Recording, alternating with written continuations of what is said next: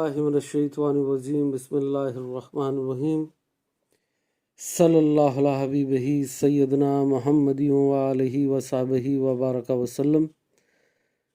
یا اللہ اپنے صفت نور اور صفت علیم سے مدد فرما تاکہ عرض کر سکوں۔ سب سے پہلی محبت اللہ سے ہونی چاہیے۔ سب سے بڑھ کر محبت اگر کسی سے ہونی چاہیے مومن مسلمان کو تو وہ اللہ سے ہونی چاہیے، اور اللہ کے بعد سب سے زیادہ محبت اگر کسی سے ہونی چاہیے تو وہ نبی پاک سے ہونی چاہیے، اور پھر تیسرے نمبر پہ سب سے زیادہ محبت اللہ اور اس کے رسول کے بعد دین اسلام سے ہونی چاہیے۔ اب اللہ پاک فرماتا ہے مومن مجھ جیسی محبت کسی اور سے نہیں کرتے، تو مطلب سب سے پہلی محبت اللہ سے۔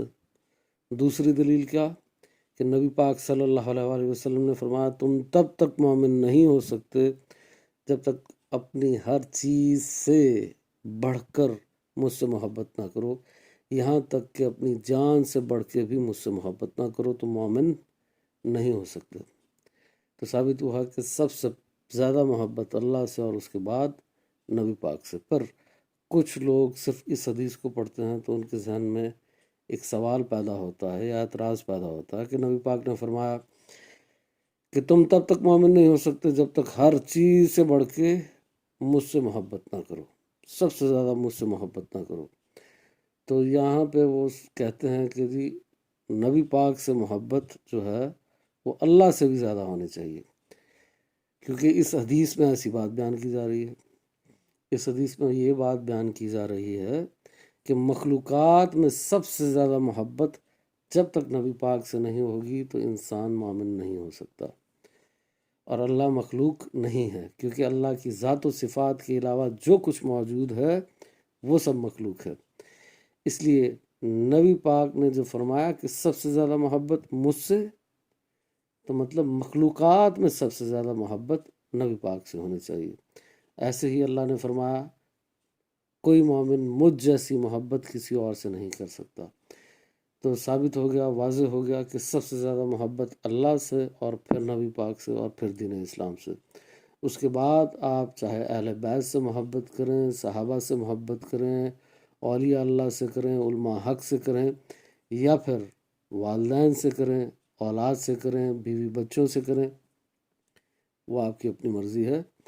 پر پہلے یہ تین محبتیں ہمیشہ ہمیشہ کے لیے مومن کے پاس ہونی چاہیے، اور اس کے اندر یہ قائم رہنی چاہیے اللہ کی عطا سے۔ پہلی محبت اللہ سے، پھر نبی پاک سے، اور پھر دین اسلام سے۔ اس کے بعد باقی سب محبتیں ہوں گی، تب ہم بنیں گے صحیح مومن، صحیح مسلمان۔ اب جس سے بھی پوچھیں کہ اللہ کے لیے کیا کر سکتے ہو تو وہ کہتا میں جان دینے کے لیے تیار ہوں۔ نبی پاک صلی اللہ علیہ وسلم کے لیے آپ کیا کر سکتے ہیں تو وہ کہتا میں جان دینے اور لینے کے لیے تیار ہوں۔ الحمدللہ بہت اچھی بات ہے، بڑی محبت کی بات ہے۔ پر اگر اتنی ہی محبت ہے آپ کو تو آپ کوئی نفسانی خواہش چھوڑ سکتے ہیں اللہ کی خاطر؟ نبی پاک صلی اللہ علیہ وسلم کا حکم پورا کرنے کے لیے کوئی نفسانی خواہش چھوڑ سکتے ہیں؟ نفسانی خواہش تو چھوٹتی نہیں ہے، کوئی بری عادت تو چھوٹتی نہیں ہے، گناہ تو چھوٹتا نہیں ہے، اور یہ کہتے ہیں کہ ہم جان دینے کے لیے تیار ہیں۔ بڑی اچھی بات ہے کہ آپ جان دینے کے لیے تیار ہیں، پر کہیں ایسا تو نہیں ہے کہ یہ جھوٹ بول رہے ہوں آپ اپنے آپ سے، آپ کا نفس آپ کو دھوکہ دے رہا ہو، فریب دے رہا ہو۔ جو اپنی چھوٹی سی نفسانی خواہش نہیں چھوڑ سکتا اللہ کی خاطر، رسول کی خاطر، دین کی خاطر، وہ کیا جان دینے کے لیے تیار ہوگا؟ تو اس لیے اپنے آپ سے کبھی جھوٹ مت بولیں۔ جو شخص اپنے آپ سے جھوٹ بولتا وہ کبھی ترقی نہیں کر سکتا، کیونکہ وہ اپنی اصلاح کیسے کرے گا؟ وہ تو اپنے آپ سے بھی جھوٹ بول رہا ہے۔ مجھے میری غلطی کا پتہ ہوگا، میں اس غلطی کو مان جاؤں گا، تسلیم کر لوں گا، تبھی تو میں اس کی اصلاح کر سکتا ہوں۔ اگر میں اس کو مانوں گا ہی نہیں تو پھر اس کی اصلاح کیسے کروں گا؟ اس لیے اگر آپ واقعی جان دینے کے لیے تیار ہیں تو پہلے آپ کو اس ٹیسٹ سے گزرنا ہوگا کہ اپنی نفسانی خواہشات کو چھوڑنا ہوگا، گناہوں کو چھوڑنا ہوگا، جھوٹ بولنے کو، غیبت کرنے کو چھوڑنا ہوگا، چغلی کو چھوڑنا ہوگا، مسلمانوں، صرف مسلمانوں کی نہیں، تمام انسانوں کے حق میں بہتر سوچنا ہوگا،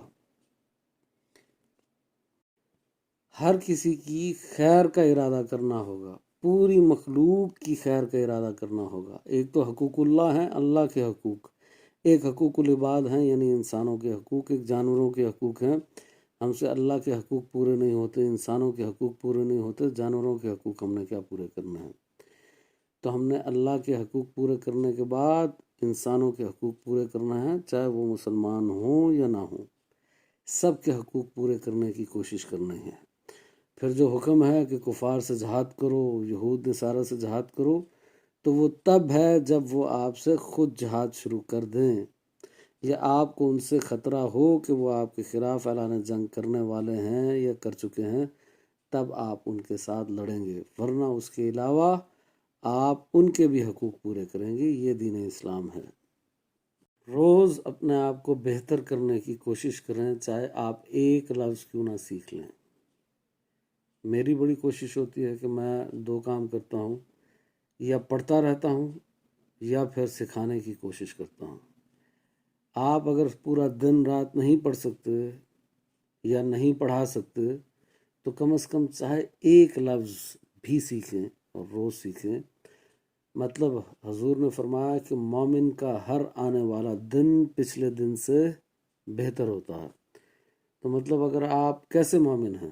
اگر آپ کا دن پچھلے دن سے بہتر نہیں ہوا، پچھلے دن اگر آپ 70% پہ کھڑے ہوئے تھے تو آج آپ کو 71% پہ ہونا چاہیے، اور اس کے اگلے دن آپ کو 72% پہ ہونا چاہیے۔ تو مومن کو روز بہتر ہونا چاہیے۔ روز اپنے آپ کو بہتر کریں، اور کس کے لیے کریں؟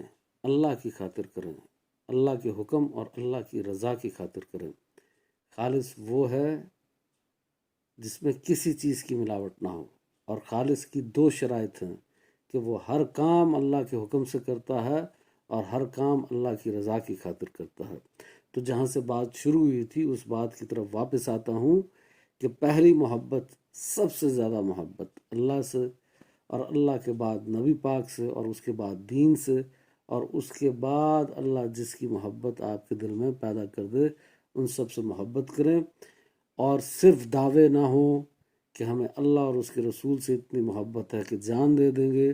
اصل کام یہ ہے کہ اپنی نفسانی خواہشات کو چھوڑیں، گناہوں کو چھوڑیں اور نیکیوں کی طرف آئیں، اور اپنے آپ کو روز امپروو کریں۔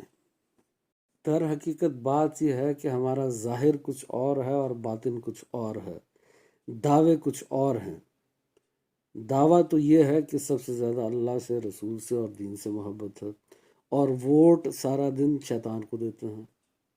مثال کے طور پہ یہ کہتے ہیں کہ ہم اللہ کو مانتے ہیں، قرآن کو مانتے ہیں، نبی پاک کو مانتے ہیں، حدیث کو مانتے ہیں، پر عمل سارا جو کرتے ہیں وہ شیطان کے حکم کے مطابق کرتے ہیں۔ سوچیں کیسے جھوٹ بول رہے ہیں ہم اپنے آپ سے۔ اس لیے اپنے آپ سے جھوٹ نہ بولیں، اپنی غلطی تسلیم کریں تاکہ آپ اس کی اصلاح کر سکیں۔ اس ساری بات پہ غور و فکر کریں، اور غور و فکر کرنے کے بعد عمل کریں۔ اللہ اس کو سمجھنے کی اور عمل کرنے کی توفیق عطا فرمائے، آمین۔